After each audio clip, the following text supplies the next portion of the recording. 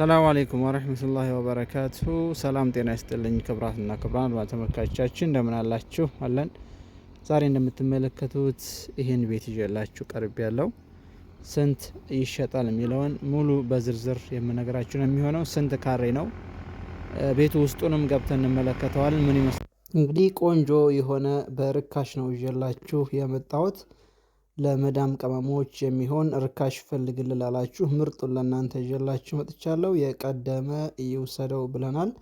እንግዲህ የምትመለከቱት ቤት ከዛ በፊት ግን እይታ እያገኘ አይደለም። ለብዙ ሰው እንደርስ እንደዚህ አይነት ስራ የሚመቻችሁ ቤት የምትፈልጉ በወሎ አካባቢ እንዲሁም በአዲስ አበባ በተለያየ አቅጣጫ አካባቢ የምትፈልጉ ካላችሁ እንደዚህ አይነት መረጃ የሚመቻችሁ ሳብስክራይብ በማድረግ እኛ እንድትቀላቀሉን እጋብዛችኋለሁ። እንዲሁም ደግሞ ቪዲዮን የምትመለከቱ ደግሞ ሁላችሁም ላይክ ሳታደርጉ አትውጡ፣ አያስከፍልም፣ ምንም ችግር የለውም፣ እኛን ያበረታታናል እንጂ።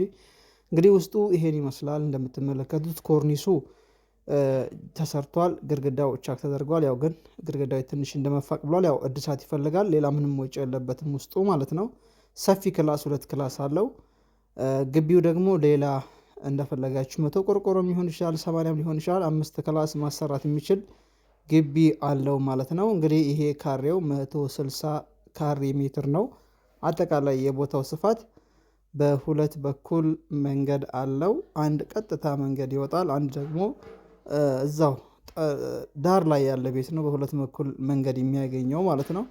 እንግዲህ ይሄ አሁን ላይ እየተባለ ያለው የሚገኘው 3.9 ነው። የተወሰነ ድርድር ይኖረዋል። የተወሰነ እንግዲህ ህጋዊ ነው። ካርታና ፕላን ያለው ነው። እንደምትመለከቱት ውስጡ ውጩ ተገርፏል።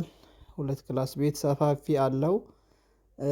እንግዲህ አሪፍ የሆነ ነው። አሁን ላይ ህጋዊ ቦታ ባዶ ቦታ ራሱ ምንም ቤት የሌለው 3.5 ነው እየተባለ የሚገኘው።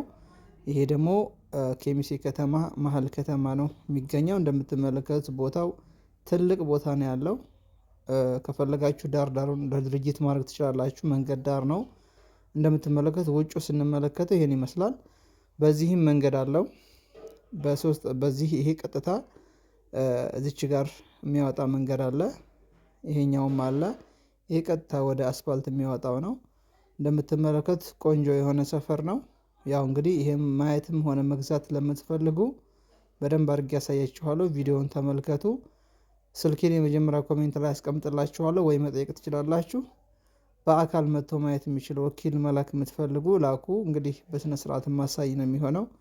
ቦታው ምርጥ የሆነ አይን የሆነ ቦታ ነው። ያወቀ የሚጠቀምበት ነው። ተጠቀሙበት።